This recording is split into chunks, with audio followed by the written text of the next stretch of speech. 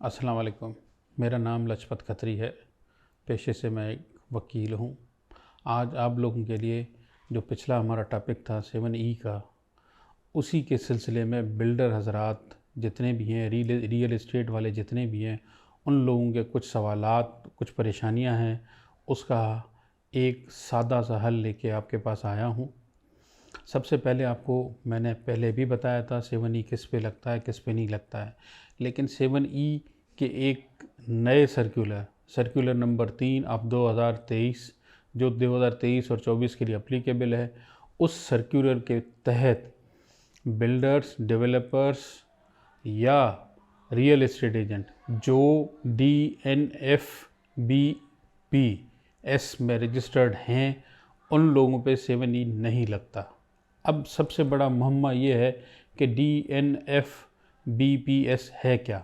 DNFBPS का मतलब ये है कि designated non financial business professionals. इसका मतलब ये है कि ऐसे काम जिनमें पैसा इन्वॉल्व है लेकिन वो बैंकिंग का काम नहीं है और वो फाइनेंशियल इंस्टीट्यूशन नहीं है। जैसे कि कोई बिल्डर कोई प्रॉपर्टी बेचता है, कोई प्रॉपर्टी लेता है, उसमें क्या इन्वॉल्वमेंट है, पैसे की है, लेकिन पैसे का वॉल्यूम बड़ा है। पैसे का वॉल्यूम बड़ा है और पैसे की लेन देन होती है, इसमें कैश में भी होती है, थ्रू बैंक भी होती है। जब ये चीज़ें कैश में इन्वॉल्व हो जाती हैं तो ये एक तरीके से मनी लॉन्ड्रिंग के ज़िम्मे में बहुत सारी चीज़ें इसकी आ जाती हैं।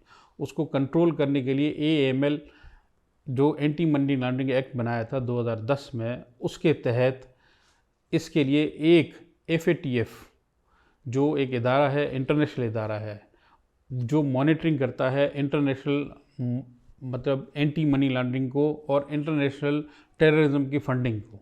अब टेररिज्म की फ़ंडिंग क्या है? टेररिज्म की फ़ंडिंग उसको कहते हैं अगर कोई नाजायज़ पैसा किसी के पास है और वो गलत कामों में इस्तेमाल हो रहा हो, तो उसको कहते हैं टेररिज्म की फ़ंडिंग। अब टेररिज्म की फ़ंडिंग कैसे होती है? उसमें इलीगल पैसा होता है आपके पास, जो भी नाजायज़ पैसा, वो रिश्वत का भी हो सकता है, वो स्मगलिंग का भी हो सकता है, वो किसी भी तरीके से आपका नाजायज़ कमाया हुआ पैसा वो गलत काम में कैसे? ज़ाहिर बात है, एक तंजीमें हैं जो मुतहरिक हैं, किस में? जो मुतहरिक हैं इन चीज़ों में, मतलब टेररिज्म करने में, कहीं बम फाड़ने होते हैं, कहीं अफरा तफरी फैलानी होती है, कहीं दहशतगर्दी करनी होती है, उनमें हैं।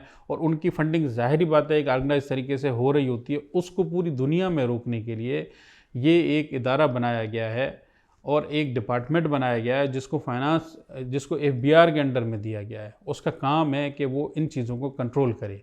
उसके कंट्रोल करने के लिए एक इन्होंने रजिस्ट्रेशन बनाई है। उस रजिस्ट्रेशन को हर बिल्डर, हर गोल्ड बेचने वाले को, हर रियल एस्टेट वाले को और हर जो जो जवाहरात का काम करता है, मतलब जेम्स का काम करता है, उसका, और अकाउंटेंट और वकील हजरात, इन लोगों पे वाजिब कर दिया कि अपनी रजिस्ट्रेशन वहाँ पे कराएं। अब ज़ाहिरी बात है बिल्डर्स को, अब बिल्डर्स में इसमें उनके लिए उन लोगों ने बहुत सारी अब जो अब्लिगेशंस हैं वो डाली हैं। अब वो अब्लिगेशंस में आपको आप अपनी अगली जो भी वीडियो होगी उसमें आपको पूरी डिटेल बताऊंगा कि इसमें रजिस्टर्ड होने के बाद आप लोगों को करना क्या क्या, कौन कौन से एहतियात लेने हैं। लेकिन सबसे पहले रजिस्ट्रेशन। अच्छा, ये रजिस्ट्रेशन के लिए आज सबको क्यों ज़रूरत आ रही है? सबको ज़रूरत ये आ रही है, जो सर्कुलर नंबर 3 आया है हमारा अभी 2023 और 24 के लिए, उस सर्कुलर नंबर 3 में ये क्लियर कट लिखा हुआ है कि अगर कोई भी बिल्डर डेवलपर DNFBPS में रजिस्टर्ड है तो उससे 7E नहीं लिया जाएगा। वो जाएगा, अपना सर्टिफिकेट दिखाएगा, अपनी जो भी प्रॉपर्टियां हैं उसके लिए रजिस्ट्रार ऑफिस में जाके बेचेगा तो उसको रजिस्ट्रेशन करके देके आ जाएगा, और उस पर जो 1% टैक्स लगता है प्रॉपर्टी वैल्यू का, जो फेयर वैल्यू का, वो नहीं लगेगा। तो उसको एक सर्टिफिकेट रिक्वायर्ड है, वो सर्टिफिकेट है DNFBPS का, और वो सर्टिफिकेट लेने का सिंपल तरीका है, वो ऑनलाइन सर्टिफिकेट मिल जाता है। उसमें पहले रिक्वायरमेंट थी पुलिस वेरिफिकेशन की, लेकिन टेस्ट बेस पे मैंने आज एक केस डाला है। कहते हैं कि उसकी रजिस्ट्रेशन के लिए आपको पुलिस वेरिफिकेशन की ज़रूरत नहीं है। पुलिस आपको कैरेक्टर सर्टिफिकेट देती है, लेकिन उसकी रिक्वायरमेंट है। वो कैरेक्टर सर्टिफिकेट आप ऑनलाइन लगा देंगे तो ऑनलाइन आपको 24 घंटे से लेकर 48 घंटे में वो सर्टिफिकेट इशू हो जाएगा। लेकिन फिर भी मैं आज इस सिलसिले में कराची MTO में गया हूँ, कुछ अफसरान से मैंने पूछा है, लेकिन इसकी अभी तक क्लियरिफिकेशन किसी के पास नहीं है कि वो सर्टिफिकेट इशू कैसे होगा। फिर मैंने FBR की हेल्पलाइन पे फ़ोन किया, FBR वालों ने ये बोला है हेल्पलाइन पे कि ये आपका ऑनलाइन सर्टिफिकेट इशू होगा। तो उसकी ट्रायल बेसिस पे मैंने आज ही ट्राई की है। वहाँ से आने के बाद मैंने अपने ऑफिस में बैठ के, कराची ऑफिस में बैठ के, और उसमें ये जाके एक मेरा क्लाइंट है उसका मैंने सर्टिफिकेट अप्लाई कर दिया है, और वो विदाउट एनी पुलिस वेरिफिकेशन किया है। अगर ये कल 24 घंटे तक हो जाता है तो मैं आपको अगली वीडियो में आपको कंफर्म कर दूंगा कि ये सर्टिफिकेट ऐसे इशू हो सकता है, वरना इसकी जो अथॉरिटी है, अच्छा डीएनएफ बीपीएस जो डिपार्टमेंट है इस वक्त में, वो डिपार्टमेंट का जो चार्ज है वो है इंटेलिजेंस के पास, क्योंकि हमारे बिल्डर हजरात जितने भी सिंध के हैं वो सारे फाल करते हैं हमारे एमटीओ में। तो एमटीओ का जो जोन आता है वो आता है कराची, डायरेक्टरेट जो इंटेलिजेंस की आती है कराची, तो वो फाल करेगा directorate intelligence and investigation Karachi में। तो हो सकता है कि वहाँ से ये सर्टिफिकेट इशू हो, लेकिन ये चांसेस हैं कि ये ऑनलाइन मिल जाए। इसको मैं अगले आपके वीडियो में वेरीफाई करा दूंगा कहाँ से मिलेगा, ठीक है। अच्छा, इससे पहले सर्कुलर नंबर 1 आया था। सर्कुलर 1 में एक फॉर्म ए दिया गया था। फॉर्म ए में एग्जम्पशन के बारे में बताया गया था कि आपको जो भी आपकी प्रॉपर्टी, अगर उस पर 7E नहीं लगना है, एज पर 7E सेक्शन के तहत जितने भी क्लास आपके एग्जम्पशन के दिए हुए, आप उस एग्जम्पशन के क्लास के तहत कमिश्नर के पास जाके अपनी प्रॉपर्टी रिटर्न के साथ, डिक्लेयर की हुई रिटर्न के साथ जाके उसको बताएंगे सर ये मेरा टैक्स नहीं लग रहा है, और उसको फॉर्म भर के देंगे, और वो आपके एप्लीकेशन के अगेंस्ट में उस फॉर्म को साइन करके आपको सर्टिफिकेट दे देंगे। वो काबिल कबूल है किसी भी रजिस्ट्रेशन अथॉरिटी के पास। लेकिन यहाँ थोड़ा एक और इशू आ रहा था, ये सेम इशू आ रहा था बिल्डर्स के पास। तो बिल्डर्स कहाँ जाएं? अब बिल्डर्स तो एग्जम्पशन भी नहीं ले सकते, तो बिल्डर्स के लिए ये एक शर्त आ गई थी जो पहले से अवेलेबल थी, लेकिन लोग अवेयर नहीं थे। तो ये उन्होंने क्लियरिफिकेशन के सर्कुलर नंबर 3 दे दिया। उसी सर्कुलर में क्लियर कर दिया कि भाई आपको ये सर्टिफिकेट लेना है, और इस सर्टिफिकेट के साथ आपको इजाज़त मिल जाती है। अब आ जाओ, अच्छा जब मैंने 7E को मज़ीद ढूंढा, 7E को मज़ीद ढूंढने में मुझे ये पता चला कि जो प्रॉपर्टियाँ आपकी एग्जम्प्ट हैं उसका तो ऑनलाइन सर्टिफिकेट निकल ही नहीं सकता। अच्छा, जिसका आप टैक्स पेमेंट कर देते हैं 7E की, वो आपका ऑनलाइन सर्टिफिकेट भी निकल सकता है।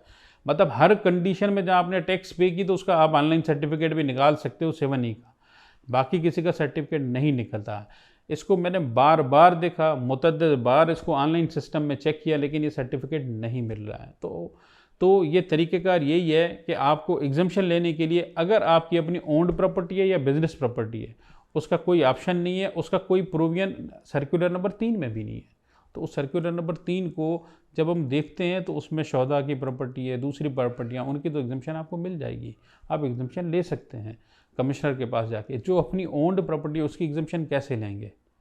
अब उसका कोई तरीक़ेकार नहीं है डायरेक्टली, और ना ही उसका ऑनलाइन सर्टिफिकेट निकल सकता है, ना ऑनलाइन वेरिफिकेशन हो सकती है।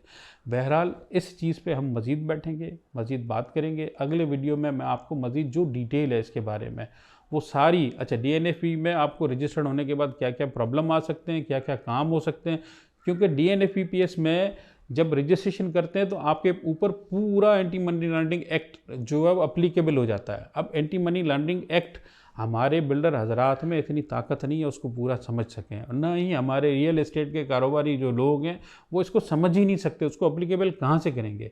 उसकी अप्लीकेबिलिटी के बहुत सारे सवालात हैं, उन सवालात को क्लियर करने के लिए मैं आपको अगली वीडियो दूंगा। अब मेरी अगली वीडियो आएगी, इंशाल्लाह उसको देखिएगा, आपको डिटेल से पता चलेगा।